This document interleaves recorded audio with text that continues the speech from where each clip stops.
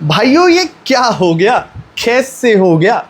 तुम बोल सकते हो चैंपियंस लीग नाइट है, इतना तो एक्सपेक्टेड रखो, फाइनल्स बिफोर फाइनल्स। लेकिन मैं इस मैच को सिर्फ 3 ही शब्दों से डिफाइन कर सकता हूं, और वो है द एब्सोल्यूट सिनेमा। ये टीमें मैच नहीं खेल रही थी, इनके बीच में चल रही थी अपनी जंग, अपनी वर्ल्ड वॉर। एक दूसरे पे सिर्फ गोले दागे जा रहे हैं। और मैं समझता हूं अगर तुम यहां पर ये बोलोगे ना कि क्या ही शिटी डिफेंस रहा होगा, भाई 9 गोल पड़ गए एक लेग में 9 गोल पड़ गए। मैं तुम्हें कैसे बताऊं कि जहां पर एक टीम का डिफेंस 100 था, वहां पर दूसरी टीम का अटैक भी 100 था। क्वेश्चन क्वारश के लिए अपना जादू कर रहा है फील्ड में खड़े होकर, और दूसरी तरफ हैरी केन मिड में ड्रॉप कर रहा है, लुइस डियाज के लिए तीखी तीखी पासेस निकाल रहा है, बिल्कुल केविन डे ब्रूने की तरह। एब्सोल्यूट सिनेमा भाई। तो देखो दोस्तों, विंसेंट कंपनी ऑलरेडी इस मैच के लिए सस्पेंडेड थे, और लुइस एनरिके फॉर्चुनेटली कहूं या कहूं मास्टर क्लास मैनेजमेंट की, कोई भी प्लेयर इसका अनफिट नहीं था। पीएसजी के पास उतनी तगड़ी स्क्वाड डेप्थ नहीं है। लेकिन यहां पर मुझे नॉस्टैल्जिया हिट हो गया जब रियल मैड्रिड 2016, 17, 18 ये तीनों सीजन की टीम एक ही थी, थोड़े बहुत 1-2 प्लेयर के चेंजेस थे। सिमिलर इस 10 साल बाद पीएसजी ने जो last season champions league finals में इंटर मिलान के अगेंस्ट टीम उतारी थी, वही टीम मुझे कल सेमीफाइनल्स में दिख रही है बायर्न म्यूनिख के अगेंस्ट। बस फैबियन रुइस चेंज था, जहां पर एमरी खेल रहा था, बट उसके अलावा सब कुछ सेम, डिट्टो कॉपी। और इसे एक मास्टर क्लास मैनेजमेंट कहते हैं कि एक भी इंजरीज नहीं हुई थी। कहाँ रियल मैड्रिड एक इंजरी एफसी बन चुकी है, हम एम्बाप्पे को गालियां दे रहे हैं, कोचेस को इधर से उधर निकाल रहे हैं, और कहाँ ये पीएसजी। पार्क द प्रिंसेस में पीएसजी के पास एक एडवांटेज थी, माहौल बहुत गर्म हो रखा था, और बायर्न म्यूनिख का डिफेंस तो रियल मैड्रिड ने छेद दिया था। तो मेरे हिसाब से तो यही था कि पीएसजी के 8 दानव एक साथ अटैक करते हैं तो नॉयर की तो चटनी बन ही जाएगी। और इस मैच से पहले काफी फुटबॉल पंडित यही बोल रहे थे कि बायर्न म्यूनिख अनबीटेबल है चैंपियंस लीग के अंदर। ये यूरोप की वैसे तो बेस्ट 2 टीम्स हैं, लेकिन बायर्न म्यूनिख ने अभी नवंबर में ना 2-1 मार दिया था पीएसजी को। बट यहाँ पर ये कोई नहीं बताएगा कि पीएसजी की खुद वहां पर उस टाइम पे इंजरीज चल रही थी। और अगर आप पिछले चैंपियंस लीग के सीजन में देखो, या क्लब वर्ल्ड कप जो जून में निकला था, जहां रियल मैड्रिड वालों को होप मिली थी, वहां पर पीएसजी खुद क्वार्टर फाइनल्स के बाद खेलना शुरू करती है, सेट हो जाती है, और फिर वो ऐसी रिदम में ऐसी पिटाई करती है ना जिसका हिसाब नहीं। और इस मैच के बाद मैं भगवान जी को थैंक यू बोल दिया था कि बच गए रियल मैड्रिड वालों, क्योंकि अगर गलती से भी हम सेमीफाइनल्स में आ जाते ना, ये टीम कैंची से कच्चे फाड़ देती और पूरे बर्नाब्यू में नागिन डांस करवाती हमसे। आई नो तुम मेरी बात से बहुत एग्री कर रहे हो इस वक्त, लेकिन मैं तुम्हें बता दूं, जरा लाइन पे आ जाओ। चैंपियंस लीग है और रियल मैड्रिड ने बायर्न म्यूनिख की धोतियां खोल दी थी अलायंस अरीना में, जहां सब कह रहे थे ना कि बायर्न म्यूनिख पेल के मारेगी। देखो, तुम अगर मेरी बात से यहां पर विश्वास करते हो तो ये बताना कि अगर सुअर कामाविंगा वो गलती ना करता तो रियल मैड्रिड टक्कर दे चुकी थी। 86 मिनट तक तो मैच हम कहीं ना कहीं खींच ही देते, 90 पे रेमंटाडा आ जाता और इस बार पीएसजी से सेमीफाइनल में पिट जाते, लेकिन बायर्न म्यूनिख को जरूर हराते थे। पर सारी बात को साइड हटा के मैंने बस एक ही प्रेयर और करी है कि शायद आरबी लोआ ने शायद पूरी रियल मैड्रिड को बेल्ट ट्रीटमेंट देते हुए, पेरिस समेत और होसे मोरिनो समेत बेल्ट ट्रीटमेंट देते हुए ये पूरा मैच जरूर दिखाया होगा कि देखो बेटा, एक टीम कैसे खेलती है, एक मोटिव के साथ कैसे खेलती है, और जब एकजुट होके वो एक गोल की तरफ खेलता है ना कि भाई हमें जीतना है, तो वही चैंपियंस लीग और वही बैलन d'Or भी आता है। उल्लू का पट्टा एम्बाप्पे दे दिया हमें लुइस एनरिके ने। इसे कहते हैं भाई अपने गोल के लिए लड़ना। तुम नागिनों की तरह बस गोल खा खा के तुमने अपने फैंस को डस लिया। और अगर इस मैच के अंदर मैं सिर्फ स्टार प्लेयर्स की बात करना चाहूँ तो नूनो मेंडेस मुझे उतना फिट लग नहीं रहा था। नो डाउट ओलिसे ने नूनो मेंडेस को स्टार्टिंग के 6 मिनट पे धरती चटा दी थी, लेकिन कहीं ना कहीं वो इतना अनबैलेंस होना, बात बात पे क्रैम्प्स आना, मुझे लग रहा था शायद या तो इसका डे खत्म है या सही में ओलिसे मास्टर क्लास है। तुम्हें क्या लगता है कमेंट सेक्शन में जरूर बताना। भाई दूसरा मैं बात करना चाहूंगा हाथ खड़े करके, क्वेश्चन क्वारस्टेलिया द जॉर्जिनियन लेजेंड। भाई ये बंदा जो भी कर रहा है ना, नॉर्मल नहीं है। ये नॉर्मल विंगर नहीं करते, ये विनीशियस जूनियर जैसे जोका बुनी तो नहीं करते। भाई ये बंदा ड्रिबलिंग भी कर रहा है, ये बंदा डिफेंस में भी हेल्प कर रहा है वहाँ पर नूनो मेंडेस की।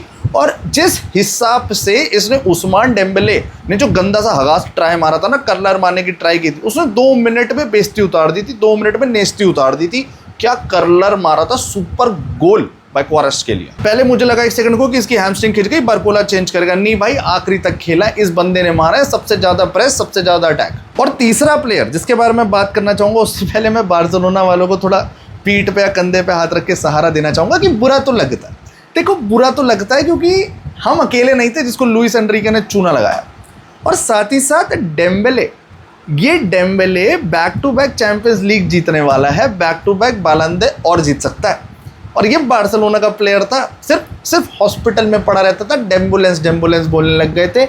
आज ये ऐसा दानव हो चुका है जिसको मैं कहूँगा लुइस एनरिके ने बनाया है भाई। एम्बाप्पे तो हमें ऐसा ऐसे थूक के हमने चाटा है इस बंदे को, लेकिन डेम्बेले भाई लुइस एनरिके ने इसको मॉन्स्टर बना दिया। बंदा 5-2 की स्कोर लाइन के बाद भी बुढ़ाऊ मैनुअल नॉयर पे प्रेस मार रहा है कि नहीं मुझे और गोल्स चाहिए, नहीं मैं और मारूंगा। ऑलरेडी मैच के अंदर 2 गोल्स और 1 असिस्ट दे चुका है, ऑलरेडी गॉड फादर लेवल के स्टैट्स आ चुके हैं, लेकिन नहीं मैं और गोल मारूंगा। और इसे ही चैंपियंस लीग मेंटालिटी कहते हैं भाई। रियल मैड्रिड होती ना 2-0 के बाद हवा में घूम रहे होते, बंदे बिखर जाते, बंदे सो जाते, पूरी टीम गायब हो जाती, कुर्तुआ पे छोड़ देते। लेकिन पीएसजी 5-2 करने के बाद भी अटैक मार रही थी कि नहीं और गोल्स मारने हैं, क्योंकि फाइनल स्कोर है 5-4। बायर्न म्यूनिख ने पीएसजी को 5-2 के बाद स्विच ऑफ कर दिया था। बायर्न म्यूनिख अवे स्टेडियम में पार्क दे प्रिंसेस को साइलेंट कर गई थी और एक टाइम को तो लगा था भाई अब आ जाएगा कमबैक। और अब बायर्न म्यूनिख की बात हो ही रही है तो 2 मिनट के लिए ओलिसे और केन को हटा लो। मैं बात करना चाहूंगा लुइस डियाज। ये बंदा कोलंबिया का हामेस रोड्रिग्यूज है नेक्स्ट, ये लेके जाएगा इस टीम को बहुत ऊपर। जिस बंदे ने 19 साल की उम्र तक एक प्रोफेशनल डेब्यू नहीं किया था, फर्स्ट डिवीजन में नहीं खेला था, आज वो 29 साल की उम्र में अकराफ हकीमी जैसे बंदे को काट रहा है, मार्किनोस जैसे बंदे को खड़ा करके धरती के अंदर दबा दिया, कर्लर मार रहा है चैंपियंस लीग के सेमीफाइनल में टॉप कॉर्नर पे। बंदा रेफरी को कह रहा है कि तेरे डिसीजन गलत है, जो हैरी केन की तीखी पास आई उसको मैंने कंट्रोल करा है। बंदे ने रियल मैड्रिड के अगेंस्ट भी तोड़ा, बंदे ने उससे पहले भी तोड़ा, बंदा लीग में भी तोड़ रहा है, बंदा डीएफबी पोकल में भी तोड़ रहा है। लिवरपूल ने तो ऐसे भेज दिया था ये चला गया हम तो बच गए, हम तो बच गए, अब हे तोड़ के फेंक दिया इसने। अगर तुम मुझसे यहाँ पर ये बोलोगे ना कि भाई तेरे को टीम कौन सी बेहतर लगी, तो मैं कहीं ना कहीं पीएसजी को चूज करना चाहूंगा, क्योंकि अटैक के साथ साथ डिफेंसिव वर्क रेट भी था, डिफेंसिव सिनर्जी और माइंडसेट भी था कि हाँ अगर हम गोल्स मार रहे हैं तो रोकने भी हैं। लेकिन कहीं ना कहीं जब 5-2 की स्कोर लाइन आई, मैंने कहा भाई ये तो सेकंड लेग में जाना ही नहीं चाहते, अलायंस अरीना से ही पाँव पहले ही खींच लेंगे नॉयर के कि भाई तुम भी मत जाओ। लेकिन बायर्न म्यूनिख की champions league mentality, Vincent company ने जो मेंटालिटी मॉन्स्टर्स बनाए हैं, कुछ तो खिलाया पिलाया है, लेकिन ये बंदे भाई गिव अप करने को रेडी नहीं थे। वो होसुआ किमिच भाई क्या सुअर है भाई, कैसी बॉलें डाल देता है। मैं 1 सेकंड के लिए खड़ा, मैंने कहा उसने उपामिकानो को उसने 2 सेकंड आंख दिखाई है, फिर उपामिकानो भागा है और हेडर मारा है। दूसरी बॉल आती है हैरी केन की, मिड में ड्रॉप करता है फ्रॉम नोवेयर, लुइस डियाज निकलता है फ्रॉम नोवेयर, बॉल आती है बिल्कुल पैरों में। कहीं ना कहीं वो ऑफसाइड मुझे बहुत ज़्यादा कंट्रोवर्शियल लगी, क्योंकि ये यूएफा वाले भी कुछ फूक के ही बैठे हुए हैं भाई कि जहाँ पर मार्किनोस का जूता हल्का सा लंबा हो गया वहाँ पर ऑफसाइड कैंसिल, और लुइस डियाज का वो goal top corner worldie banger 10 on 10 baddie.